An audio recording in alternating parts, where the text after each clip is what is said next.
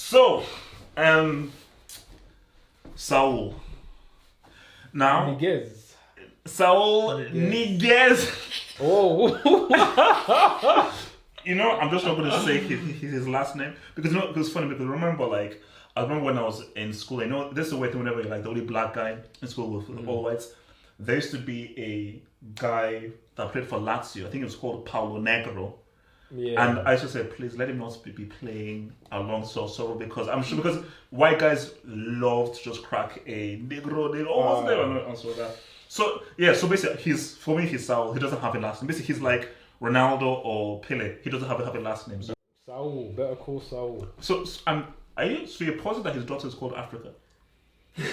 Has he even been to Africa? I mean, I didn't really want to discuss that one on air, but his daughter's name is Africa. Okay. Yeah. For me, let's go into the signing of it. Obviously, we've got him on a year's loan, €4 million for the year. It's a good signing. I'll be real. My first choice was to get more of a DM, more of like a natural DM with the profile. He's a bit stronger, physical, because we lack that in our midfield. Kante's a great ball winner, but obviously diminutive. Jorginho, World Player of the Year and all of that, amazing.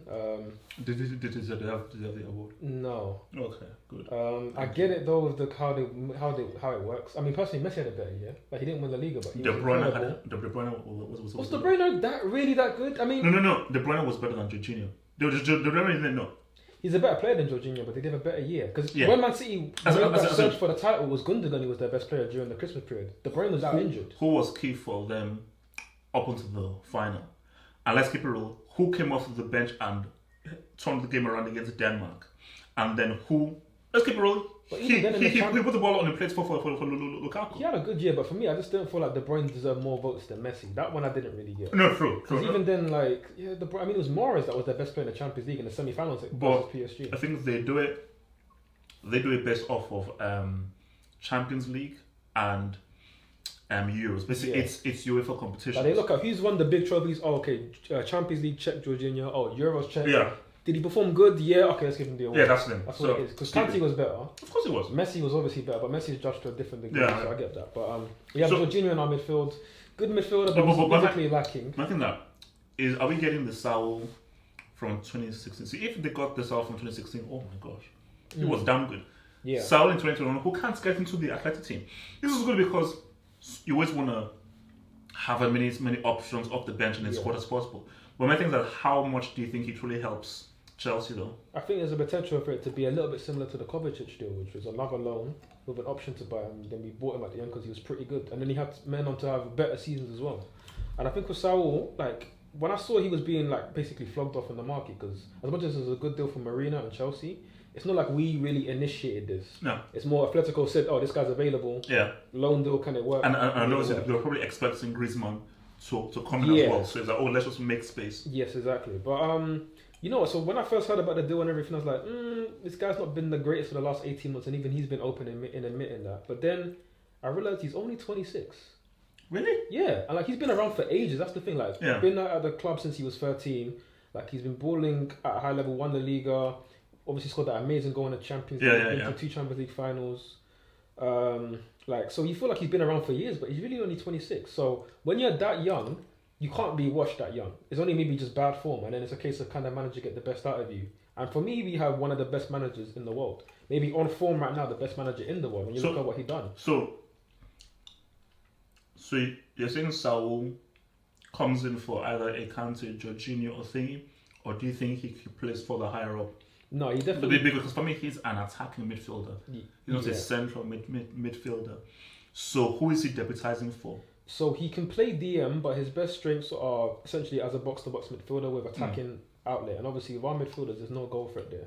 Like with what I said of our profile on our midfielders, they're all quite small, diminutive. Kante's combative, but they're all quite small. At least Saul adds a bit more physicality, but then also goal threat, which is key. And I think he's spoken to Tuchel before arriving, and Tuchel promising that he's going to get minutes in his best position, which was obviously a big issue the last few months, last 18 months. And his best position being midfield, centre midfield. So he will play in the box to box role as a deputy to Kante, Jorginho, and Kovacic. Because maybe he could play as a number 10, but really we don't need the option there anyway. We have plenty of players there. Plenty of options. I've been lukewarm for a while, but Here's one thing I'll give the signing. In profile, he's very different from Kante, Jorginho, and Kovacic. Yeah. I think what you want, even this is a rule for me when I play football manager, is that when I get my midfield, I want as many different kinds of midfielders as possible. So, okay, we're playing this team. I want this, and this. Play this, okay, I want this. So you have that. So what he brings is very different from, because Kovacic and Jorginho are like ball holders. Kovacic a bit more threatening, going forward, but they're both ball holders. Kante is much more all and encompassing, but Saul is the guy who is maybe a bit more better at. Because I think out of all of them, he's got the most offer in the final third. Offensive, yeah. His offensive shot, I think, is the greatest out of all of them. Kante is all round. Kante and Jorginho best at keeping the ball and passing. Saul best at in the final third. So you have choices, you have options. Definitely, and I like the signing. I like it the fact that it's on a short-term loan. So if it works out, then great. We've got something out of him, and maybe we can buy him for the future. If it doesn't, then we can send him back. I mean, there's no obligation to buy. It's just an option to buy, so that's fine. Again, like I said, the profile that I wanted was more of a bigger, stronger midfielder, and there's been a lot of talk about Declan Rice joining Chelsea. Yeah. Good midfielder, but valued at 80, 90 million. Maybe he's worth that to West Ham, but he's not worth that to us. No. So for me, I'm looking at more Tuchel at Monaco. Yeah, no, but you know, there's some people that would actually want to get Rice for 80, 90 mil.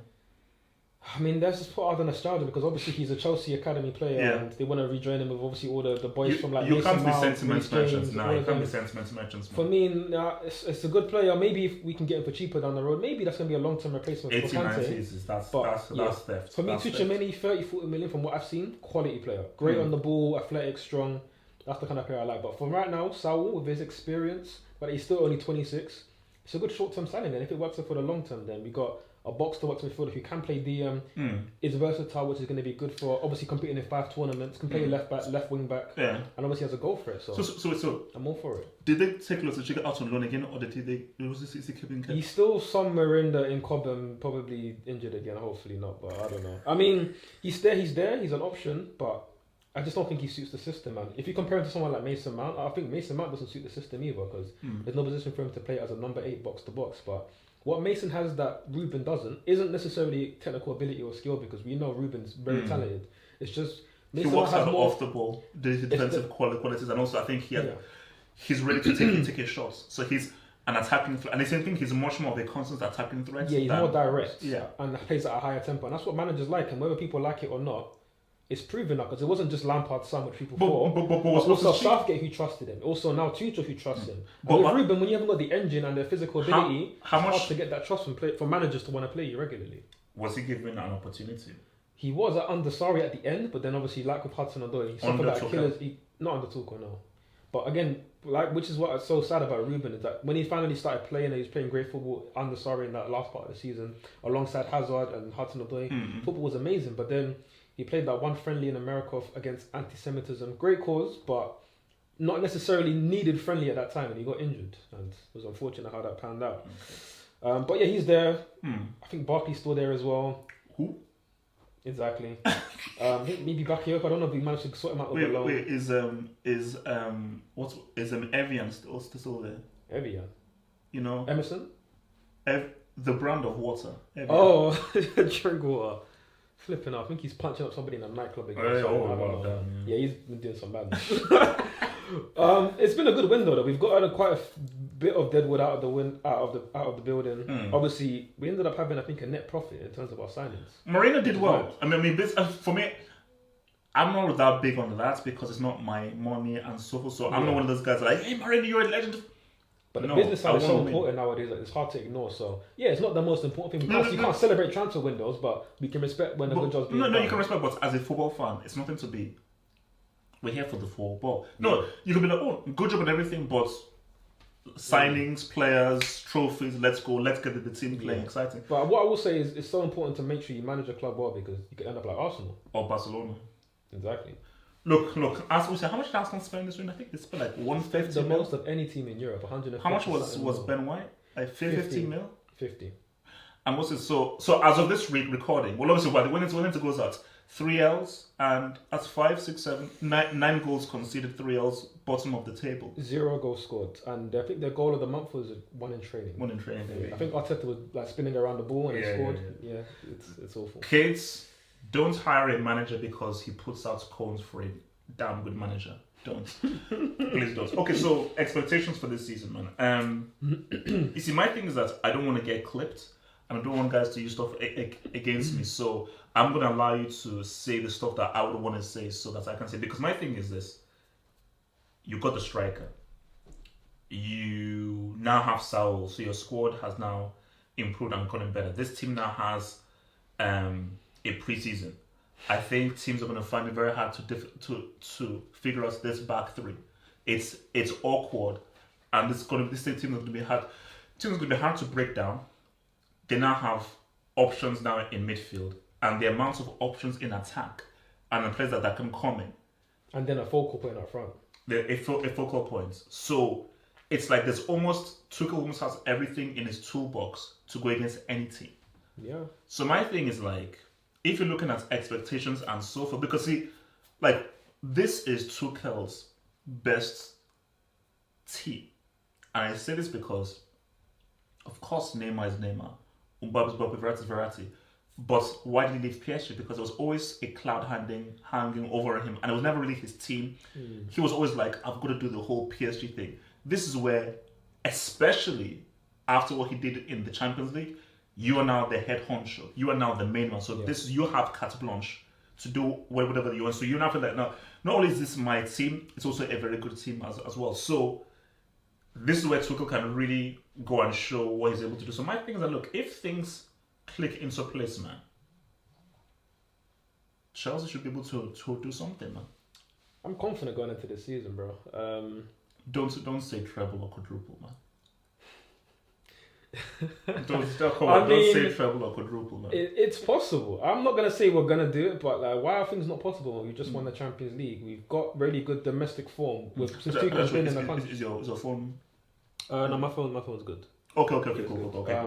We've got great form since Tuchel's been in the club in the domestic league. So don't say treble or quadruple. I'm not gonna say treble or quadruple, but what I'll say is we'll go tournament by tournament, like objectives. So like let's say on FM or FIFA Career Mode, go by what the expectation should be and what I hope will happen. So with Premier League, minimum expectation is to be in a title race. Has to. And for me, a title race isn't your top of the table like February, but then you're fourth in April. No. Title race is you're there or thereabouts in April. All the way. There. You know that I think for me that has to be. And I think for me we can win the league. I do think we will win the league ahead of Man City. I think if they got a striker, we may be in trouble. They didn't get Kane over the line. They didn't get Ronaldo over the line. So you don't respect Jackson Grealish?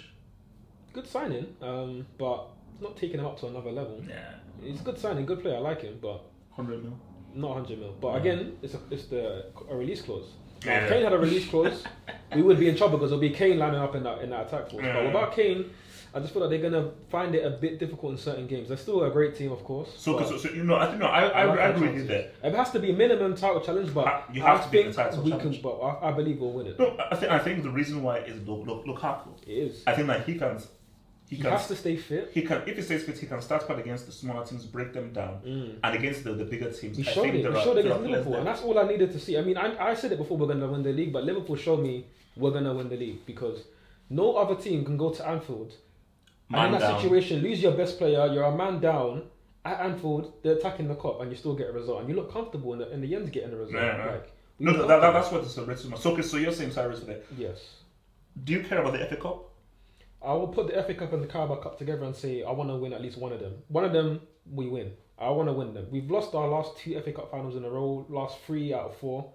So I want to get some domestic silverware. It's good to stat pads. I like stat padding. I like seeing my players win trophies mid-season. Then we see all the dancing videos in the dressing room. It's nice. It's good vibes. And I want to see that. So for me, those two are grouped together as win one of them. Then also, before we get to the big one, the Champions League, number 2, looking for number 3, we also have to put the Super Cup and the World Club Cup together. Because for me, growing up, 2012, it was amazing winning the Champions League, but I don't forget the Super Cup where we got binsed out by Atletico. But if I scored that third... Was that Benitez? What was that in charge? Di Matteo was still in charge before. Yeah. Obviously, Falcao scored that amazing left-footed hat-trick, unreal performance. Yeah. And obviously, then the World Club Cup later that year, we lost to Corinthians in the final, 2-1. So that was annoying because I feel like you got no other team since then as a Champions League winner has failed to win the Super Cup or the World Club Cup. So we've got the Super Cup back. See now that now adds to people saying that 2012 was Juju. It was though. It was, but I'm glad we got it done. Like nobody else in London has done it. So so for me, the Super Cup and the World Club Cup, those are a 2-package deal. We have to win both of them. Yes. And I think we've already won the Super Cup on pens. Now we got to go win the Club Cup. So Club Cup we got to win. Super Cup we got to win. That's 2 trophies. Win at least one of the FA Cup or the Carabao Cup. That's 3 trophies. Okay. Challenge for the league minimum. Hopefully win it. But at least if we're in there or thereabouts, then at the end of the season we can maybe look at maybe one game that cost us or whatever. Yeah. I can take that though. I can take that as long as we challenge.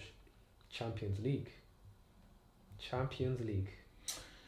What are your thoughts on the Champions League? Because we've just won it. Look. This is my see. My thing is this. This is my competition now. I mean, my thing is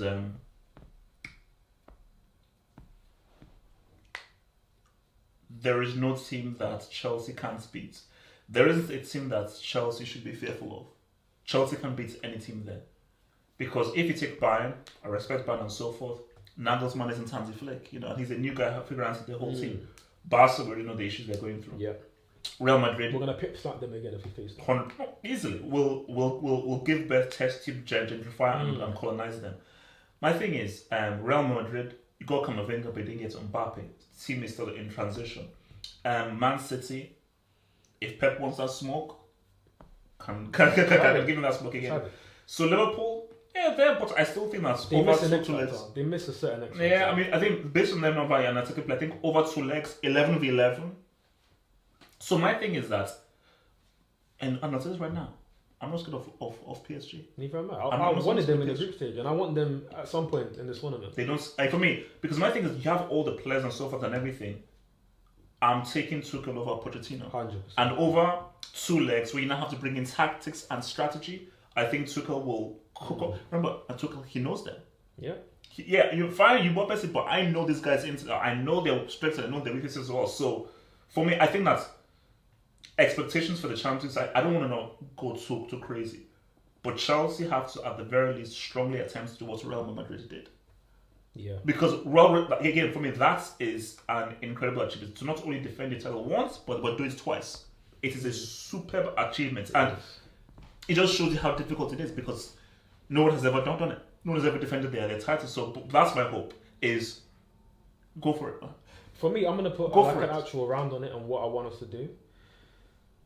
Because bear in mind, the last time we won the Champions League, the next following season we got knocked out in the group stage. Remember Oscar scored that amazing goal against Juventus? Yeah. I was in Perlo. I was in a restaurant watching that. Yeah. That was quality, but we ended up finishing third. Won the Europa League though, so unlike certain teams like United and Arsenal, when they spend a year in the Europa League, we at least win it. We spent 2 years in Europa League and we won it twice. 3 times now, because we won it with Sarri, we won it with Benitez. Yeah, there's one where Ivanovic scored the winning goal. that was against Benfica in the final. So I think twice I'm thinking of now.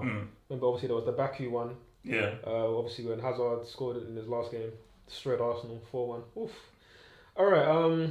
So I think it was disappointing that we fell out of the Champions League. We didn't really make a solid attempt at staying. So you're saying So you're saying Chelsea are going to finish third in the group? No, we're winning our group. Good. I don't want history to repeat because that's what I said. Yeah. I want 18 points from our group.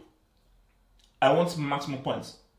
Juventus, I want maximum points from our group. I would love that. I want to make a statement in the Champions League. I want us to say, last season was no fluke. We know it wasn't, but now we're showing you it's no fluke. We're here to stay. We're an elite team because you get certain boxers, you maybe win a world title, but then they just fade into obscurity. We won that world title, but now we need to defend it again and again. So we're going to be doing that through the group stages. Hopefully, I think we'll top it.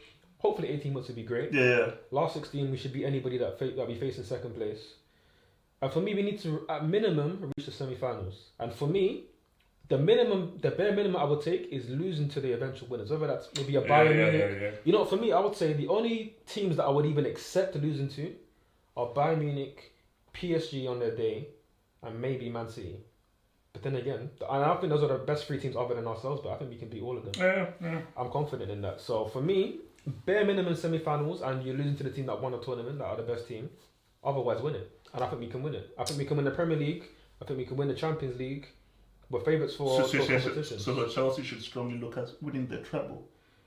Win as much as you can. Maybe you fall away. Maybe you get a hard draw in the FA Cup. Maybe the fixture pile makes it difficult for us. But then again, when you make signings like Saul, you have that squad depth. So even if Kante gets injured, or you want to rest him, Saul is there. But you have two good left wing backs. You have two. But look at the Alonso, Renaissance again. As much as we don't like him as a player, he's No. What I've said about Alonso is he's a very good footballer. It's the whole Marcelo thing. You have to find a way to use him, but understanding his strengths, but also understanding his weaknesses. He's got very poor athleticism, but he can work in the wing-back system because he's got to cover someone like Rudiger behind him. And then basically, you just need to provide the covers. No, but my thing is that there are vital guys. I think Havertz is vital, Kant is vital, Rudiger is vital. Mason Mount. Mount is there, Mount is important. Mount is doing important. Lukaku obviously is vital and so forth. So look, the many guys that I put, of course, Mount is important. My guy Mendy, Edwards is world class keeper or not? No. You're not very good. World class? No, very good keeper, not world class. No. I would say he's performing at a world class level, but he needs to do it one more year just to cement himself. I think you have to do it one more year because again, look, that save that he did against Benzema was so superb. That was a superb save in the second leg. But I think that Courtois, Neuer, these guys have really been doing it for years. Yeah. For years. Alisson. So give them that. Alisson. So no. My thing is Chelsea can do something really strong this season. Like if there are no key injuries or so forth, and they don't fall into any kind of discrepancy because the squad is too strong. So that's why there's almost a lot of pressure on Tuchel that if Tuchel finishes season with no trophy, that is a massive disappointment. I mean, it would be.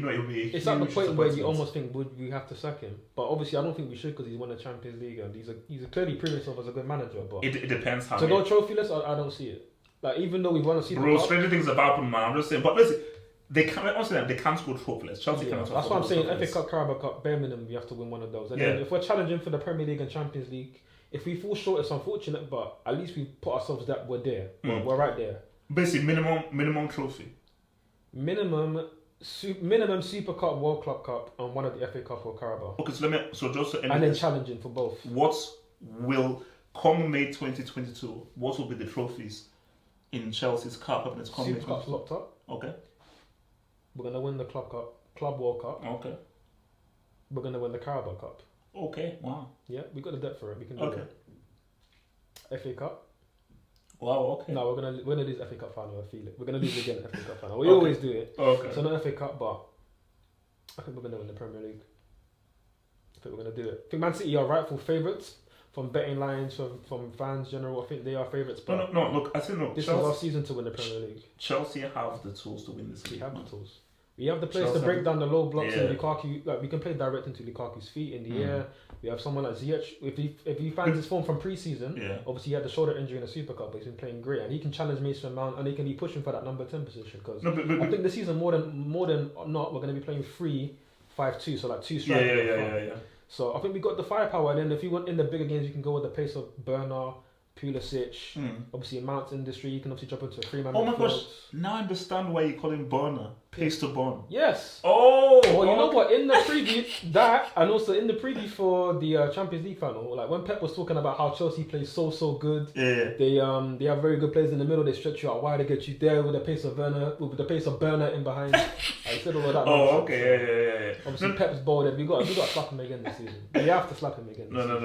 But no. I mean, my thing is, look. I mean, the players, Chelsea should win this league. They should win this league based on, because you need a squad to win a league. Because when you just do the math and so forth, they can do well against the big teams. And also, Anfield 1 point, that's already a very good result. Very good result. So you get 1 point. So now you know that you now have to play Liverpool at the bridge. So you start up well against, whether it's United and so forth, those are teams you can beat. United, you can beat any of these teams. So if you're just consistent against the teams you should be beaten from 6th downwards and so forth, things should. So, because if Lukaku goes off, Lukaku drops like 20 to 25 Gs, bro. It is, bro. Like You have to bring the our record in big games since Tuchel's come is something like 13 wins. I think now 4 losses with the Liverpool loss and only 1 loss. And that 1 loss, 2 losses. 1 was to Porto, which didn't really count because we won it through anyways.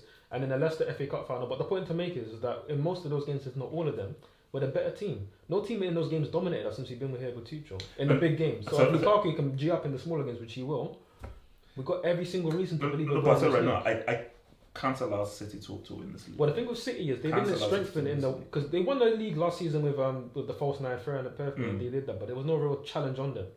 The title race was done by February. So yeah. Now, can you do it again back to back? Because back to back, we always know it's harder to retain the title. Can you do it back to back with no striker? Yeah, because yes, Ferran Torres will add something up front. I think playing Jesus on the wing is better for him as well.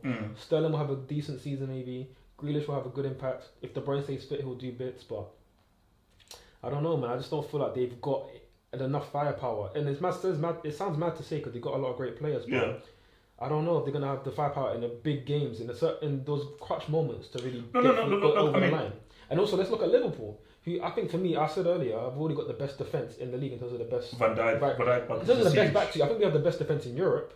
But in terms of like the best back two partnership, Van Dijk in terms of individuals, they have the best defence. They've got winners. They've got Alisson who's a winner, Fabinho winner, Henderson winner, Trent, terrible defensively, but amazingly going forward. That's why there's pressure on Lukaku because Salah is a like a sleepwalking 20 to 25 because he can drop 25 in his sleep. Yeah. So Lukaku needs minimum 20 Gs. Yes. I need a minimum of 20 Gs from Lukaku. Minimum 25. If he takes penalties, minimum 25. Easy. Guarantee it. So final words for the season. Chelsea are winning 3 trophies this season. So what's Premier League, Carabao and Club World Cup? 3 trophies this season, not including the European Super Cup or the World Club Cup. I'll let you do the maths. What is it? Did I just say Champions League? Guys, remember, like, subscribe, peace up, and we'll be back for another one. Peace! Back to back, baby, let's go!